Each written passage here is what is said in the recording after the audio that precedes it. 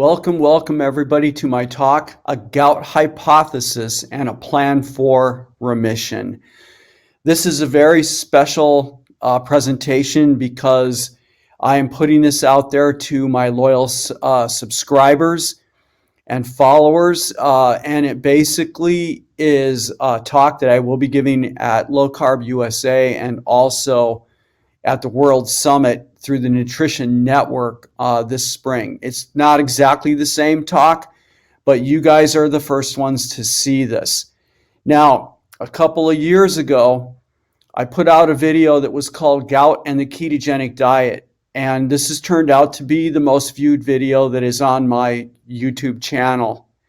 And I've discovered that there is a great interest in solving the issue of gout and being able to come up with solutions that are real and based on science.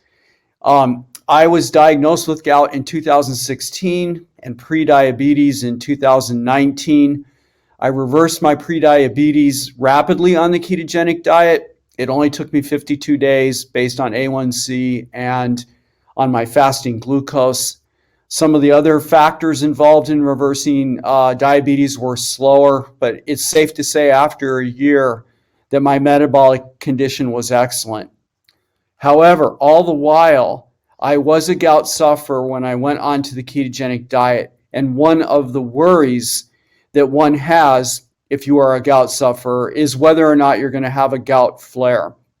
So this presentation goes a long ways now to answering that question. And over the last 3 years, literally, hundreds of research papers, interviews, which you can see on my YouTube channel, I have developed the Gout Hypothesis, and we are going to dive in. We need to understand or at least agree on a hypothesis, because if you want to solve a problem, you need to know what's causing it. So we need a functional hypothesis of gout that is based on the best cutting edge science that we have. And then we can look at that hypothesis and answer the question, is the ketogenic diet the best way to go to put your gout in remission? And I will leave that for you to make a decision about at the end of my presentation. So let's begin. A gout hypothesis and a plan for remission. Gout historically is something that has only existed in humans since civilization happened. And there is a strong correlation with sugar, honey, high fructose corn syrup, and alcohol. Historically, gout was a disease of the rich because only the rich could afford to buy the sugar and the honey and produced the large quantities of alcohol. There was also a connection to lead, although in this discussion I'm not going to get into that aspect, because in modern times, when you look at the data, the correlation between sugar, alcohol, and the issue of gout is more than substantial. It's a very, very strong correlation. Let's look at some statistics. So number one, the gout sufferers in the U.S. number around 4% overall. So there are somewhere around 8 million of us out there. And as we go through these numbers, it's important to think about the meaning behind them. I'm going to come back to this in a second. We have somewhere around 43 million people walking around that are hyperuricemic. That means that they are walking around with high uric acid. However, they don't suffer from gout.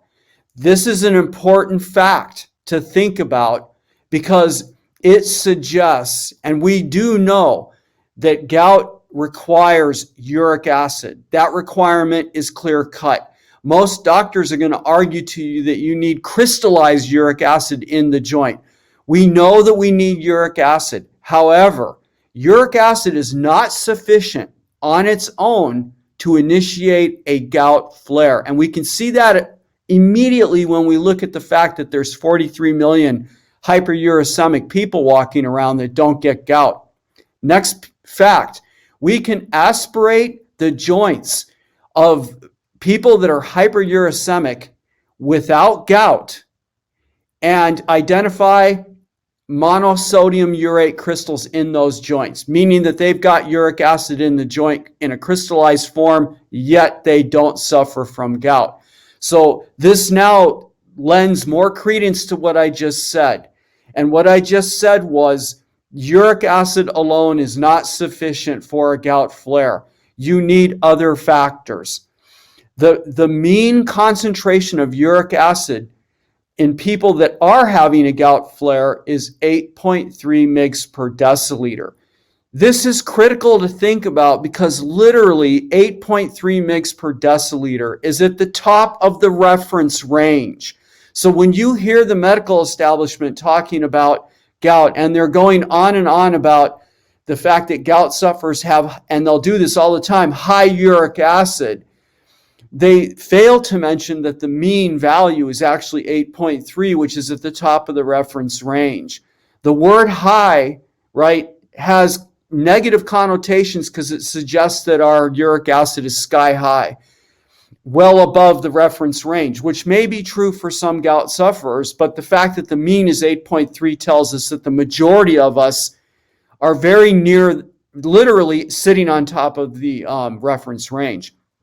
A full 18% of gout sufferers have uric acid levels that are between 6 and 8, so inside the reference range, and a full 14% of gout sufferers have uric acid values that are under 6. That they're in the normal range, and I'm going to put quotes around normal because what is normal? Something to think about here is that in the early 1900s, the average uric acid in a male in the U.S. was between 3 and 3.5 mg per deciliter. Something has happened in that time frame between the early 1900s and now. And if you look at correlation data, the relationship between the increase in sugar, high fructose corn syrups, and along with alcohol is substantial. It's a very strong correlation. And I'll just put this out there right now that the issue of protein is an up and down thing. The correlation is not nearly as strong. Remember that you can find crystals of uric acid, to be correct about it, sodium urate, in the joints of people that are not gout sufferers. So what is the take-home message of our statistics? That yes, we need uric acid in order to initiate a gout flare. However, the sodium urate crystals are not operating in this fashion on their own. There is a requirement for other factors involved.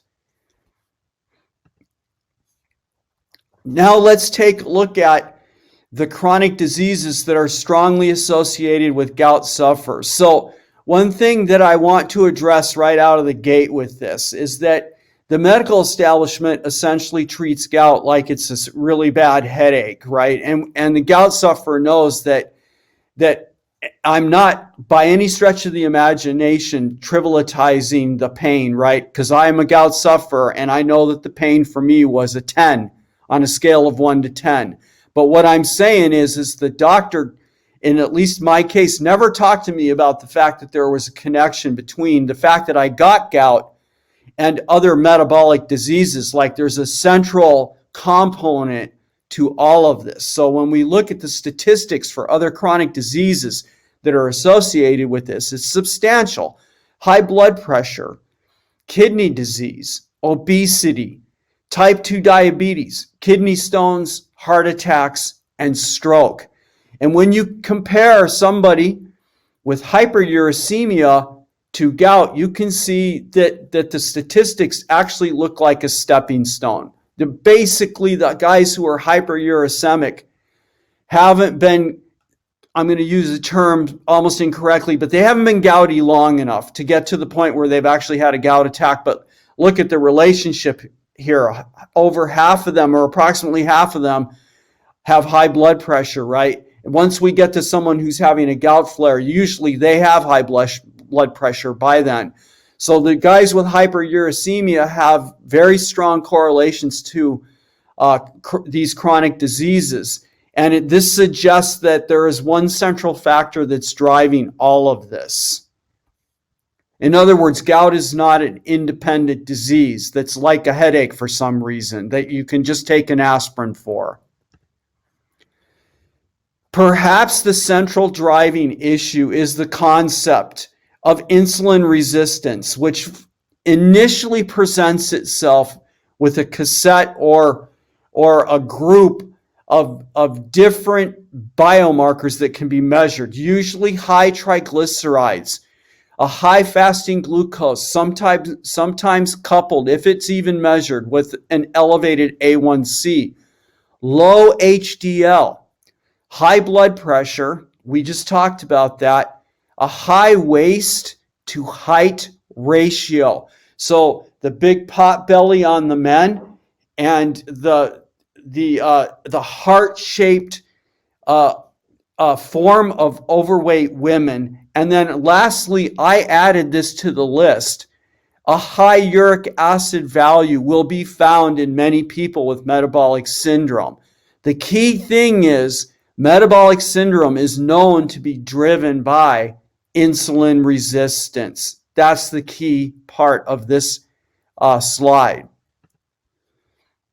So to start out with, what I want to do very quickly is outline my basic structure of the gout hypothesis. So now as we go deeper into this program, you will understand where we're going with the scientific data. So the first thing is we're going to define a rise in uric acid in two ways. Number one, we're going to talk about it specifically on an intracellular basis. That means the rise in uric acid inside a cell, because this is different than the effect of uric acid in the circulatory system. The uric acid which is circulating in the blood, there's a difference.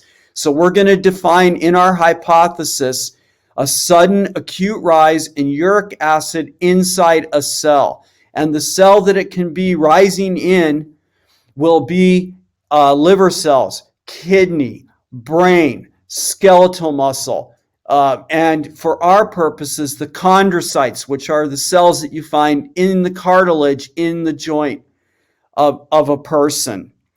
We're going to talk about the fact that we also need an inflammatory cascade. Like I said at the beginning of this, you can see it in the statistics. The uric acid is not causing a gout flare on its own. It has to be combined with other factors. We need an inflammatory cascade that is initiated inside a cell, and the two primary proteins that I'm going to talk about that get activated are JNK1, a transcription factor, and a cytokine that is called IL-1 beta.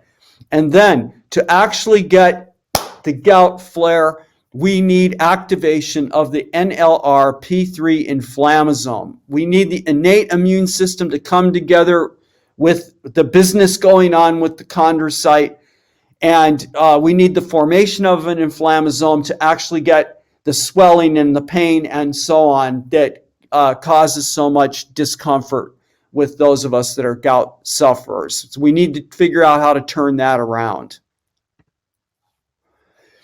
The gout hypothesis didn't just come out of thin air. I didn't just think it up. The origin of this hypothesis comes from, and this is very important, Dr. Richard Johnson's work in the area of the fructose and uric acid model of type 2 diabetes, obesity, cardiovascular disease, and gout.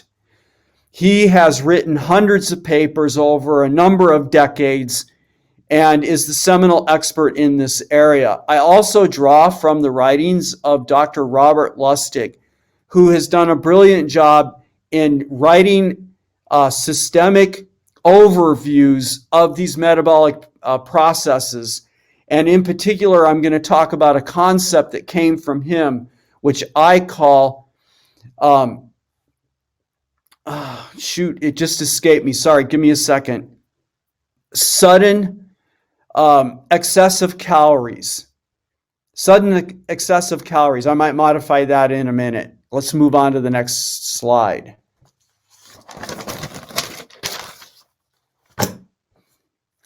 Okay, so this just illustrates what I've been talking about. So we have uric acid being produced on an intracellular level, and how it works inside the cell is different than how it works in the circulating, in the blood supply, where it's circulating around. And it is the central player in the formation of kidney dysfunction. In particular, I'll talk later about the proximal tubule. Systemic inflammation, this is where we're getting the initiation of the inflammation cascade with activation of JNK1 and IL-1 beta. Literally the formation of uric acid inside the mitochondria causing mitochondrial dysfunction, which leads, by the way, directly to insulin resistance. The generation of fatty liver, because when the uric acid has a sudden and acute rise, it's going to divert the metabolism to what we call de novo lipogenesis, with the formation of oil droplets literally inside the liver, formation of triglycerides that are then transported into the blood supply. The oil droplets in the liver causing fatty liver disease.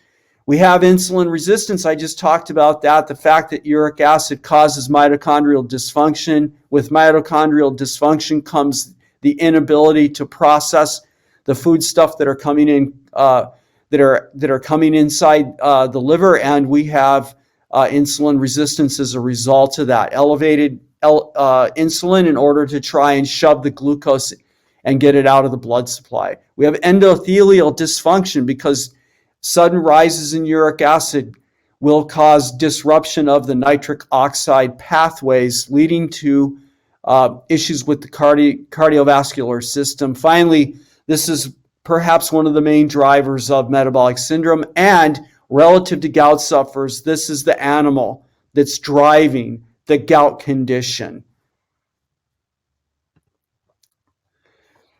Of the substances and one activity that drive the formation of uric acid in general is this list. Now, I have starred the top two, so this list has been prioritized because we're going to talk about the uric acid, like I said a little bit earlier, from the point of view of the sudden acute rise of uric acid inside the cell. So only the two first substances accomplish that feat. Protein, in fact, raises uric acid, but it is secondary in concern by comparison to alcohol and fructose.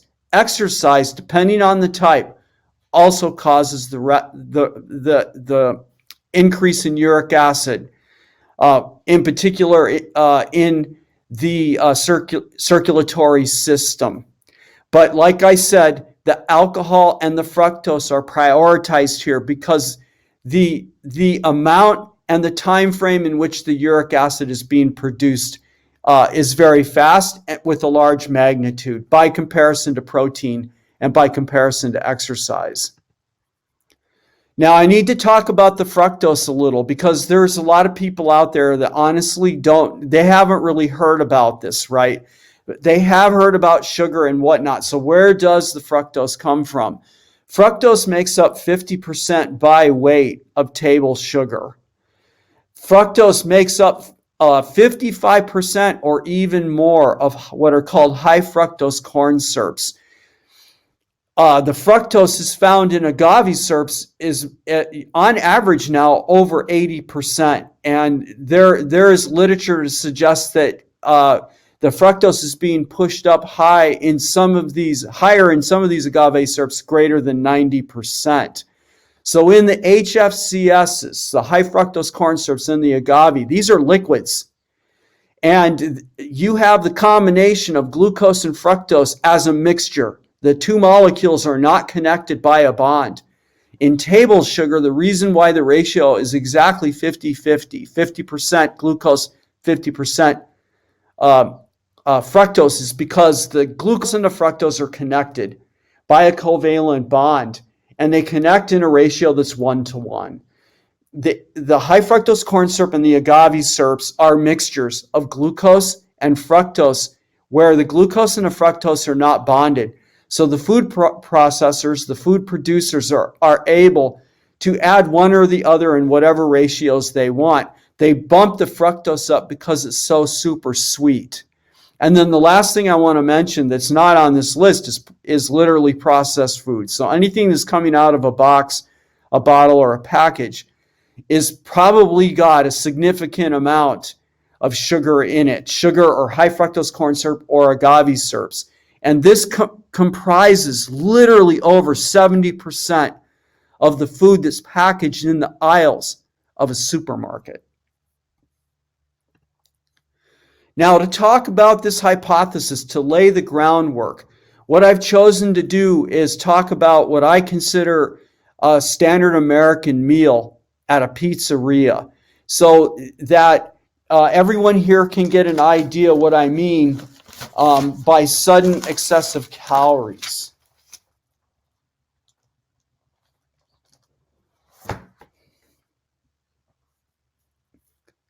Okay, so let's start in. So you imagine this guy who goes into a pizzeria and sits down at a table, orders a beer, right? Maybe a large sausage pizza with some of the breadsticks. Instead of the breadsticks, I know that the cinnamon sticks or whatever you call those things are super popular, and maybe they order a salad with all of this that's going to have some kind of a dressing on it. Let's start with the beer. All right, now, for all intents and purposes, whether or not the individual orders a beer or whether they order a soda does not matter. And the reason it doesn't, let's take the beer first, has to do with the way that the alcohol and how the sugar, the cane sugar or the high fructose corn syrup that will be in the soda are processed, and they are processed in parallel. So the end result is you get a very similar sudden acute rise in uric acid within a liver cell or within whatever cell is processing that material at the moment. I'll come back to that. But first, let's deal with the beer, and then I'll come back to the soda. So the beer is going to be composed of a couple of different things, right? We have the alcoholic component, the ethanol. And we are going to talk about that coming up in the presentation. We also have, usually beer is going to have maltose in it, which is just another term for basically glucose. And then I have found out in my research that there are many beer manufacturers now that are doing the fermentation process using high fructose corn syrups and corn syrups in general, because they're cheaper and they're easier to use. The question is, does the resulting beer that you are drinking still have high fructose corn syrup in it, or the leftover corn syrups? And this is going to depend on how extensive the fermentation process is, right? And the manufacturers are telling us that the high fructose corn syrup and or corn syrups are gone because they've been fermented away. But again, just keep in mind that we don't know how complete the fermentation process is. So there very well could be high fructose corn syrup left over that's in the beer that you're drinking. So potentially we have three things in there. We have the alcohol component, we have the glucose component, and we also have the fructose component. And all three of those components are going to be arriving at the liver at the same time. This is the concept of sudden excessive calories, to come back to that term. So I'm not talking about like what we hear about from the calorie in, calorie out people. When I use that term, SEC, so sudden extensive calories, what I'm talking about are all of these calories of particular macromolecules. In this case, I'm talking about the glucose, the fructose, and the alcohol that are basically in large amounts, all showing up at the liver at the same time. And the liver is sitting there going, oh my God, I can't deal with all this at the same time. And the liver is overwhelmed. That's the issue on the standard American diet, regardless of what example that we talk about. So coming back to the beer example, we have three things there. We have the alcohol, we have the glucose load, and we have a potential fructose load.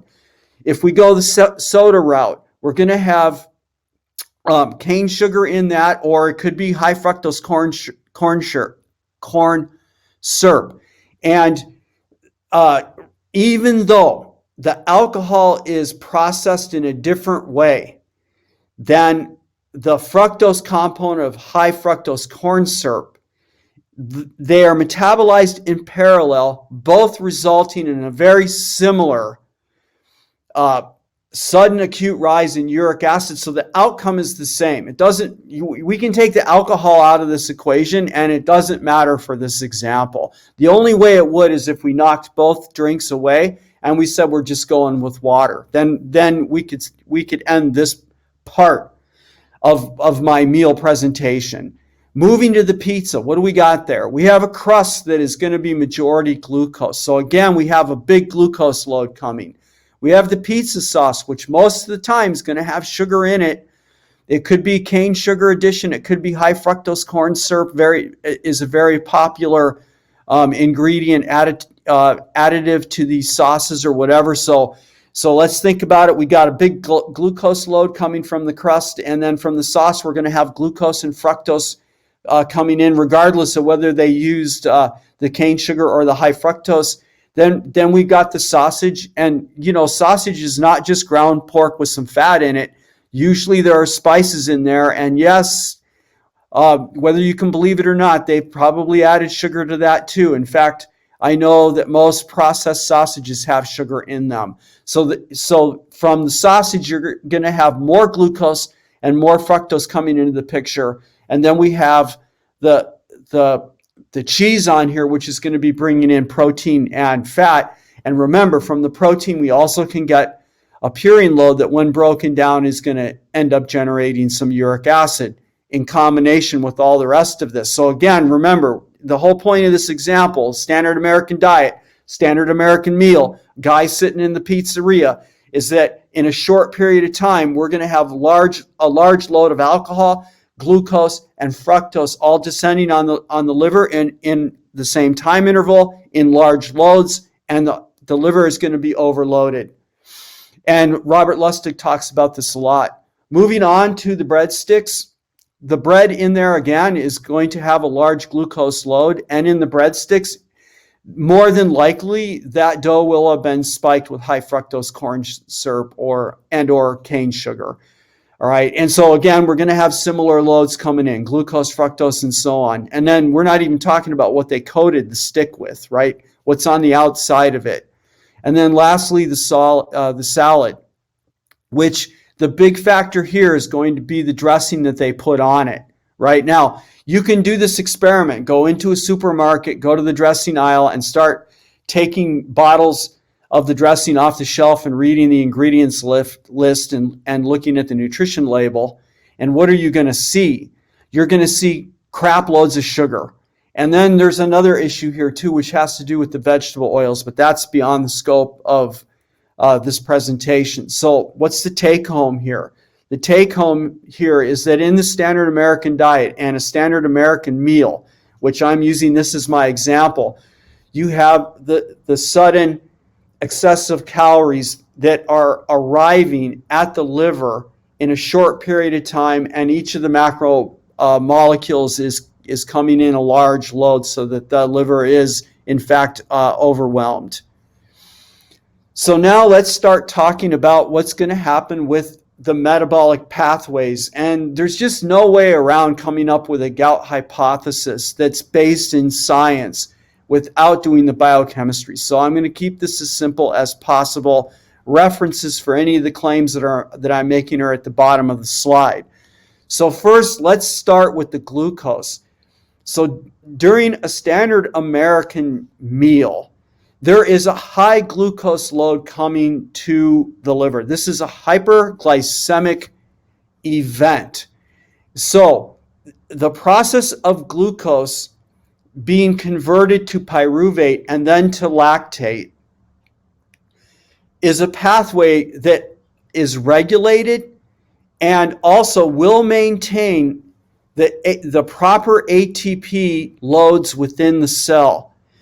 But here is what's going to happen to that pathway. The first is, because the load of glucose is so high, the pathway is going to be fully loaded or fully occupied via the mass action, literally. You've got all this glucose sitting at the front of the pathway. It's all going to get unloaded into that pathway as quickly as it can with all of the stop signs and things like that glycolysis are made up of.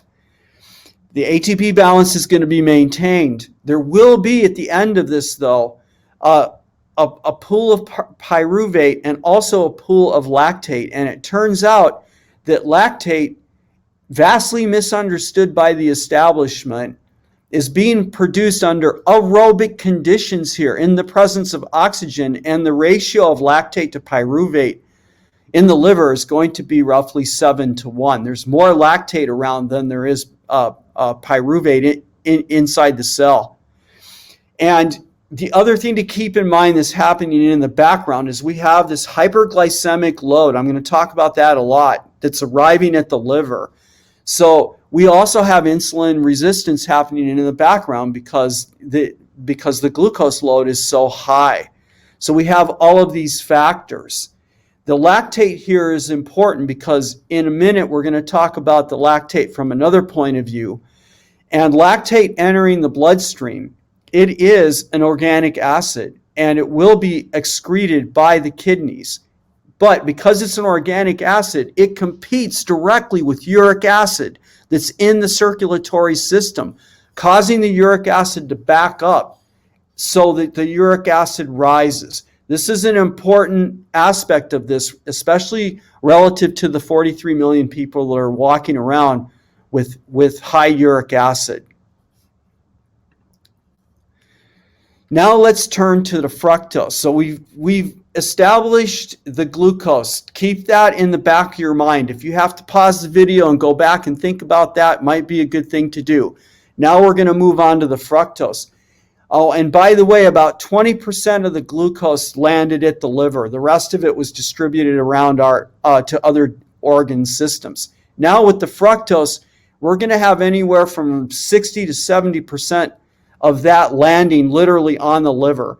And unlike glycolysis, the fructose is brought into the liver in an unregulated manner, and it is also processed in an unregulated manner.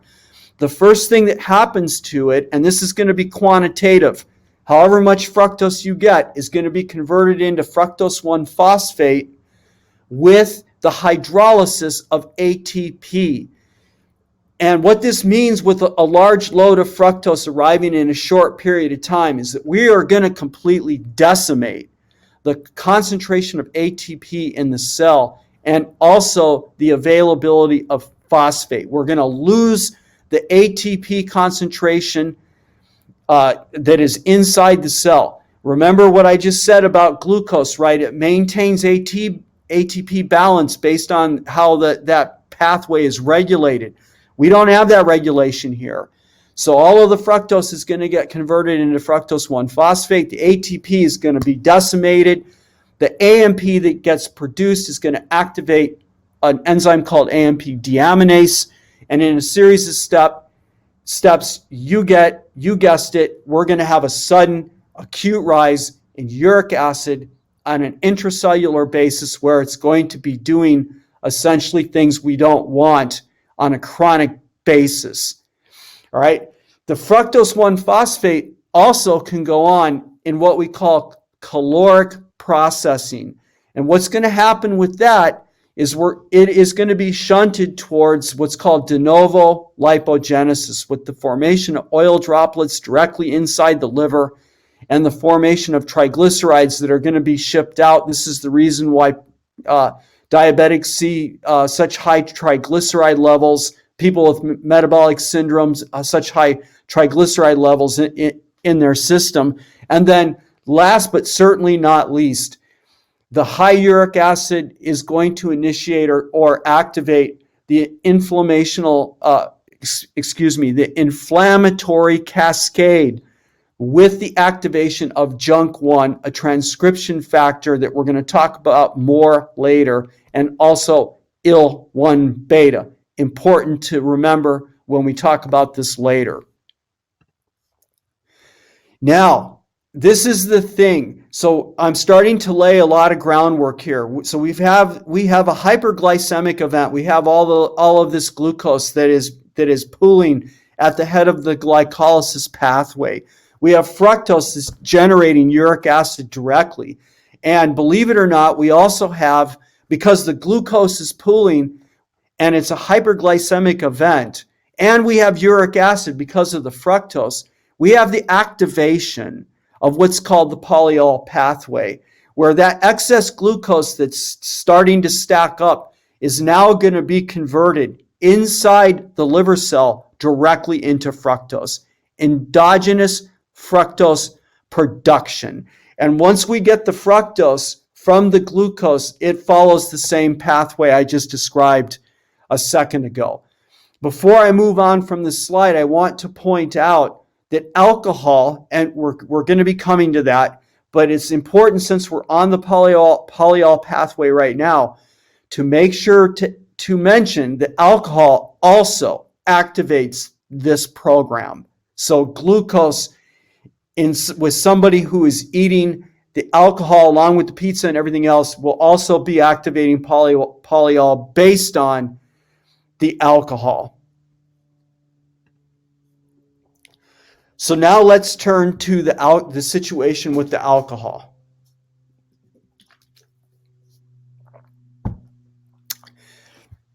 The alcohol is going to be converted in 2 steps into acetate. In the first step, we have the conversion of alcohol, or the ethanol, to be technical about it, to acetaldehyde.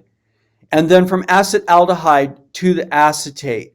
Now, I want to mention before I get into the meat of this matter that the acetaldehyde is toxic, and it is going to activate directly the inflammational cascade in JNK1. I need to get that out there right now because I could possibly forget the deeper I get into this. All right, so we have the inflammational pathway. The inflammatory pathway is being activated by the acetaldehyde. Now, you'll notice that in our 2 steps that we're producing this molecule of NADH, and the NADH is like molecular money. And as it begins to stack up, it's going to contribute in a massive way to driving the pyruvate that we have that is formed at the bottom of the glycolysis, right? But remember what I said, the glycolysis is going all the way to lactate in an oxygenated environment. Nevertheless, there's going to be pyruvate there, and this NADH is going to contribute to driving even more of that pyruvate into the lactate. And remember what I said about lactate. It is an organic acid. Once it gets into the circulatory system, much of it will be excreted by the kidney. And it competes directly with uric acid. So the uric acid backs up, and we see an increase. We see an increase in the amount of uric acid. This is important to those of us who are hyperuricemic, right? When we start talking about drinking alcohol, this is one of the major effects here. Now, the other part of this, let me just go back quickly. See at the bottom here, we produced acetate. So now what happens with this? So the acetate is going to be processed to what's called acetyl-CoA. It's a 2-step process, and it's going to happen in the mitochondria. And literally, as you can see on this slide, approximately 30% of the mitochondrial pool of ATP is going to be hydrolyzed to push the acetate to acetyl-CoA with the formation of AMP. So that phenomenon I talked about a few minutes ago in regard to how fructose was converted to fructose 1-phosphate, and we had the ATP pool completely decimated, that's what we got going on here in the mitochondria. And you can see that one of the products here of this reaction, again, is AMP. We have AMP deaminase, which through a series of steps produces, you guessed it, uric acid, only this is being produced directly inside the mitochondria. Bam, mitochondrial dysfunction, which leads to insulin resistance. Now, I would be remiss if I didn't talk about the protein, right? Because we had sausage on the pizza, and some of that sausage is made out of pork, and the pork is coming from pork muscle tissue. These are cells, and when you break them down, there's going to be DNA and RNA in there, and what we're going to get when we break the DNA and the RNA down, we're going to get purines is what we're going to get. And when you break the purines down, as I'm showing here in this flow chart, we're going to end up producing uric acid. So there is going to be another intracellular contribution of uric acid by the protein. But in my view, that contribution is secondary to the effects of the alcohol and the fructose. The fructose and the alcohol are the business end of this situation. So let's step back and just review then, because of the sudden acute rise of uric acid, what's going on in the liver. All right, so we have oxidative stress, in particular inside the mitochondria, because of the sudden acute rise of uric acid actually in the mitochondria. We have the formation of fatty liver, the oil droplets that remain in there. And if you imagine on the standard American diet, these guys are eating 5 or 6 times a day. The sugar load, the hyperglycemia, and the fructose load, similar to my example, but 5 or 6 times a day, then over time, the fatty liver is going to start to become a problem. And you can circle back. There's going to be insulin resistance from that too. And then I already talked about the insulin resistance. Number 4 is really important because we're going to have the establishment or the activation of the inflammatory cascade, in particular with the activation of JNK1 and the activation of IL-1 beta. And again, in the context of the standard American meal day, eating 5 or 6 times a day, we're going to have the chronic activation of this pathway.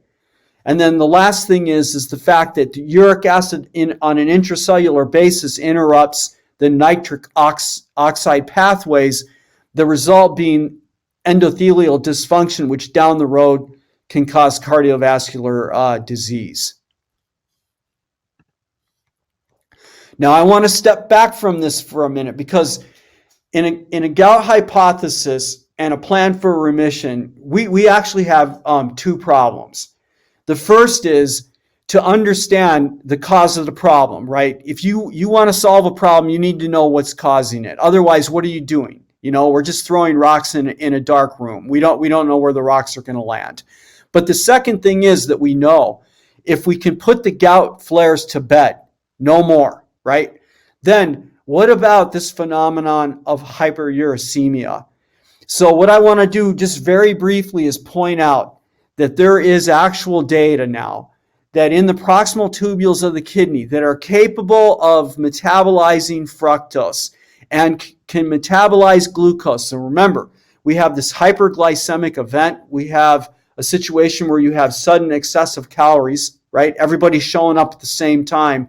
Roughly 30 to 40% of the fructose load is going to be right here at the kidneys to be metabolized.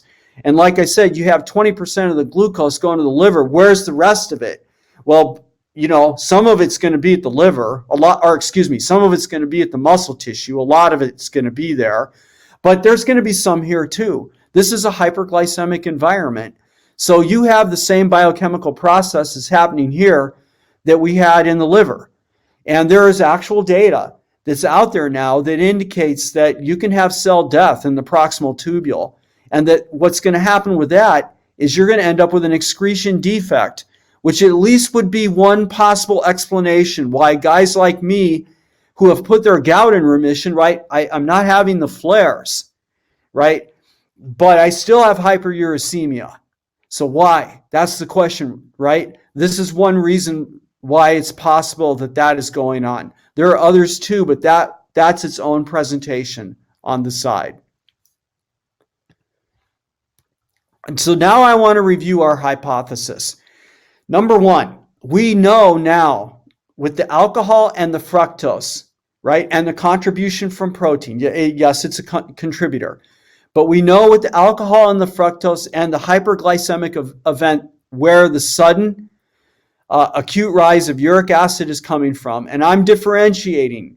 What we need for the gout flare is an intracellular burst in uric acid to cause the problems, not so much the extracellular thing, all right? Secondly, we need to be able to show an inflammatory cascade, an activation of this cascade, because we know that the gout crystal or the urate crystal is not enough.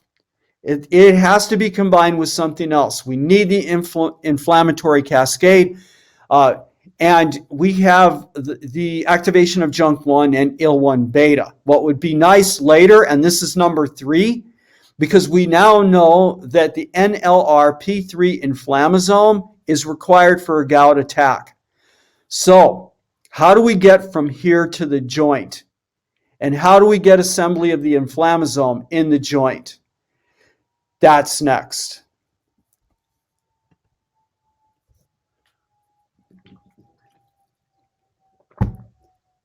So now we're going to turn the tables, and we're going to move from the liver and the kidney to the joint, to the cartilaginous joint. And in the joint, we have what's called the chondrocyte. This is a cell type whose function it is to nourish the needs of the joint, to provide structural proteins and so on. All the different things that are in there that allow a joint to do what it's supposed to do, move without pain and friction and all that business. So the main question about the chondrocyte is, does it metabolize fructose? What about the glucose? And what about the metabolites that are in the blood supply? Can they reach the synovial fluid, which is bathing the chondrocyte? So let's start with the right side of my slide. So number 1, there is a whole body of literature that extends way back into the mid-1900s that have shown unequivocally that the glucose supply that's in the circulatory system is, for all intents and purposes, going to match what you find in the synovial fluid. I should have said that the other way around. So the glucose that's in the circulatory system is going to diffuse into the synovial fluid, and the concentration of glucose and fructose and uric acid, for that matter, and free fatty acids, I'll come back to that issue in a minute, all have the capability to be in the synovial fluid in the presence of a chondrocyte at concentrations that are pretty close to what they are in the circulatory system. So if we have a hyperglycemic event going on in the circulatory system, we're going to have synovial fluid that's also hyperglycemic. That's a point that I want to make here. And the fructose load will be similar in the synovial fluid to what you see in the circulatory system, and similarly the uric acid will as well. Now, why did I bring up the free fatty acid? Because I've already laid the groundwork for this, that for a gout flare, we need the monosodium urate crystal. I agree with that. There's also data now, though, that suggests that the inflammatory process can also be initiated with liquefied uric acid, non-crystalline. Additionally, there can be effector molecules, and stearic acid has been shown in at least one system to be involved in the initiation of the inflammatory event. So you need the stearic acid along with the monosodium urate crystal in order to initiate the inflammasome. Keep that in mind. Now, let's move to the center of the slide. What is the chondrocyte capable of doing? Well, it has the transport receptor for fructose. So if fructose is in the synovial fluid, it can be in the chondrocyte without a problem. Glucose is readily transported into the chondrocyte. The chondrocyte additionally specializes in glycolysis. So it is a cell type that is really good at glycolysis, and the process of glycolysis, is happening in the hypoxic environment of the joint. This is important to recognize because going back a little bit, remember that we are dealing with a hyperglycemic event, same in the synovial fluid. And hypoxia, along with hyperglycemia, both activate the polyol pathway. So we have glycolysis dominating the metabolics of the chondrocyte. We also have the polyol pathway functional, producing endogenous fructose. The fact that you can bring fructose into the chondrocyte and metabolize it, and the fact that we have the polyol, which can convert glucose to fructose, BAMO. We have intracellular uric acid with activation of the inflammatory cascade. We know also that the chondrocyte can express JNK1, and we know that the chondrocyte can express IL-1 beta, which is a cytokine related to the inflammational process, along with JNK1. This leaves us with the question, right? Because now we're in the joint. We have a cell type that can do all this stuff. We have the high sudden rise in the uric acid, and it's doing its thing there. How do we initiate the inflammasome? So it turns out in this 2017 paper that this particular group showed unequivocally that JNK1 is required to initiate formation of the NLRP3 inflammasome. So now we've got the uric acid being produced, sudden acute rise in the chondrocyte. We have activation of the inflammatory cascade with the formation of JNK1, and we know that JNK1 is necessary to form the NLRP3 inflammasome. We got almost everybody we need in the joint, except for the innate immune system. So we have this combination of players now. We have the innate immune system that may be sensing the IL-1 beta cytokine, or this works vice versa too. IL-1 beta can talk to the chondrocyte, right? Or vice versa. So we have the chondrocyte with the expression of JNK1 and IL-1 beta. We have the innate immune system with the macrophages, the neutrophils, and the monocytes. All those cells are capable of metabolics in the same way of everything I've already described. We have the expression of JNK1 and IL-1 beta. Bam, we can form the NLRP3 inflammasome right on site, and we can have our gout flare in the joint. So now that we understand how we can have a gout flare and what the basic conditions may well be, now we can start talking in more serious tones about what a gout remission plan is going to look like. So what does the plan look like? So I propose the ketogenic diet. I know also on a recent video that I've uploaded on our YouTube channel, an interview with Dr. Saives, we heard how he has been using the ketogenic diet in his clinic to do exactly what I'm talking about now. So first, let's talk about why this lifestyle will lead to a gout remission plan. The first is that the ketogenic diet eliminates the acute sudden rise substances. So we do away with the alcohol. We do away with the sugar, the high fructose corn syrups, agave syrups, and so on. And with the ketogenic diet, we also cut in I'm going to call them the regular carbohydrates. So we cut into that. When we do this, we eliminate those carbohydrates and we eliminate the alcohol. We're going to reduce systemic inflammation. So what happens with that? We draw down the JNK1. We pull down the IL-1 beta, right? Those things that are required for the NLRP3 inflammasome in order to form. All right. And then the last thing is that once we pull JNK1 down in this lifestyle and we pull IL-1 beta down, we've put a block on forming the NLRP3 inflammasome. One of the other benefits of the ketogenic diet, once we start cutting into those carbs, We also lower the insulin expression, and when we do that, we form the prefix of the ketogenic diet, ketones. And the ketones, in particular, one of them, beta-hydroxybutyrate, has actually been shown in the literature to inhibit the formation of the NLRP3 inflammasome.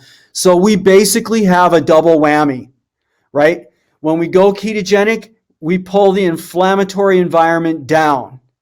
So we put pressure against forming the inflammasome.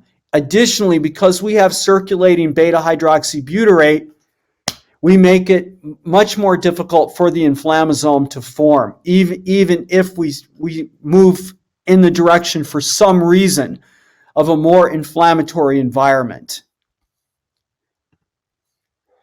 So what specifically should be in the plan? Number one, you need doctor supervision, because when we shift off of the standard American diet into the ketogenic diet, like I said, we're going to be lowering the insulin expression, and when we do that, we're going to be producing these small fat molecules called ketones. And like with lactate, these small ketones are organic acids. And when they are excreted into the urine, they block the excretion of uric acid, so uric acid is going to rise. Now, this is an initial problem with switching onto the ketogenic diet, because for some time the uric acid is going to be high. And this is when a gout sufferer will be vulnerable to attack. So you need to talk to your general practitioner about doing this lifestyle, what's going to happen, and make sure that you have anti-inflammatories on hand. Now later, as you progress into the lifestyle, out at 2 or 3 months, you should see that uric acid draw down. All right, and I'll talk more about that in a little while. Right out of the gate, if you want to have your gout in remission, you need to eliminate the alcohol and the sugar, the high fructose corn syrups, the agave syrups, and anything coming out of a box, a bottle, or a package, the processed food. Because the two things that matter the most in terms of this sudden acute rise of intracellular, inside the cell, uric acid, is the alcohol and the fructose. And those things need to be eliminated immediately, right? Then we talk about cutting in on the carbs. I recommend that you monitor your uric acid. And you literally can use a handheld meter. This is the UA Sure meter that I use. And you can measure uric acid, your fasting uric acid. You can measure it before and after meals and so on. And this is super important for learning your patterns. Also, at the beginning of the ketogenic diet, you can track that spike. You can see, when it's at its top end, and then you'll be able to track it as it comes back down to see where you're going to end up. And then the last thing is, and this is one of the characteristics of the gout remission lifestyle, is that after you have been ketogenic for an appropriate amount of time, which is most likely on average, I would say at least 2 to 3 months. For me, it was a couple of years. You evaluate your uric acid level at that point.